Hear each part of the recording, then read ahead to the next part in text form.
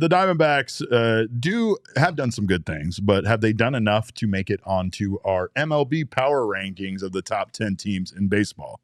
Well, the answer to that is no. No, they haven't. But here is our top 10. That was really anticlimactic, Derek. Those are top 10 teams right now in baseball. The Braves up at the top at number 1 still, even though they've kind of had their struggles since getting drunk and celebrating they're still very their much division. the Braves. What if we just drop the Braves to like 8th? Yeah. Marlins own them. How can we put them behind the Marlins? we gotta put 'em behind the the Marlins Marlins. just beat them, and that's how this works, That right? is- If one team beats another, that means they're better. That's right? absolutely how it works. All right. So we have the Braves at number 1, Rays at 2, Orioles at 3, Dodgers drop down to 4, or actually, I guess you could say up 1 from number 4 or 5. They were at the 5th position last week. The Astros round out the top 5 at number 5. Then you got Blue Jays at 6th, Mariners at 7th, Brewers at 8, Rangers at 9, and Phillies at 10. And the Phillies, big drop there. Biggest drop of the week there for the Phillies? I didn't even realize I did that, honestly. I really dropped the Phillies 4 spots. You sure did. Yikes.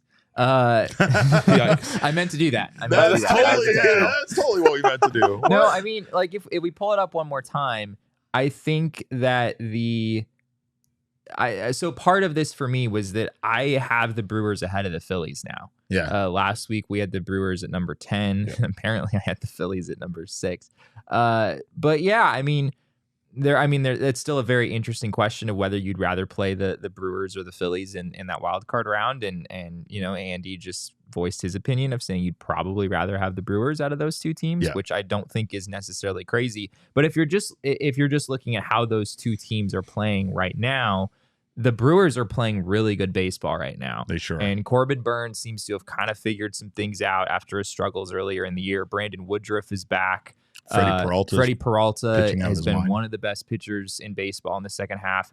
And this team is, as Andy said, they can't really hit except for Mark Canha, who's come over and is like actually been a pretty darn good hitter for them. You put him with William Contreras and Christian Yelich. It's an offense that is still poor, but is a little bit better than it looked a while back. So yeah, I think the Brewers deserve some respect, even though it very well may still be the case that Diamondbacks fans would rather get the Brewers than the Phillies in that wild card round. Elise has some questions about the Orioles still being in first place in the AL East, but being ranked below the Rays on your power rankings. I will say this about the Rays.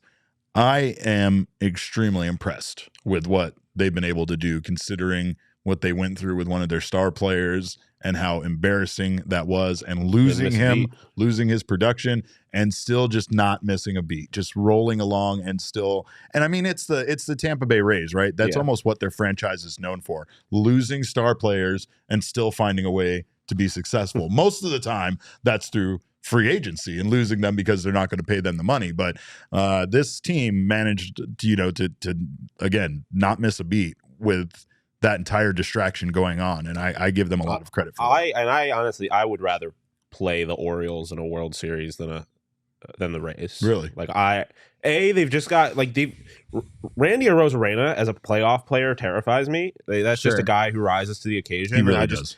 If anything, I'm just going to bet on taking advantage. Not that this is a strength of the Diamondbacks, but taking advantage of the Orioles' youth.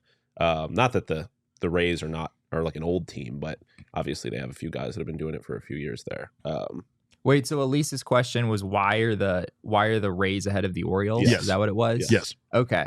Yeah, I mean, they're really close. It really could go either way. I mean, the Rays are just a more experienced team, frankly. I mean, the Orioles are very, very young, and I think some of the pitching that has been good for them, which they have had some pitchers who have been good, those guys are not really proven in the same way that I think some guys on the Rays are.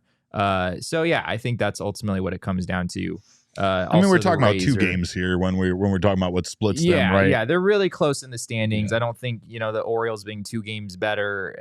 In the standings, I don't think that matters much. The Rays have a run differential that's 70 runs better. They have than the Orioles. Best run differential in the American League. In fact, at plus 195, just under Atlanta's plus 218. Yeah, the Rays. It's gonna be interesting. The Rays have a series against the Blue Jays. Well, they beat the Angels today. They have a series against the Blue Jays, 2 against the Red Sox, and then another series against the Blue Jays, who you had make a 2-spot jump in your power ranking. So the Rays, it'll be interesting to see what happens in the AL East there.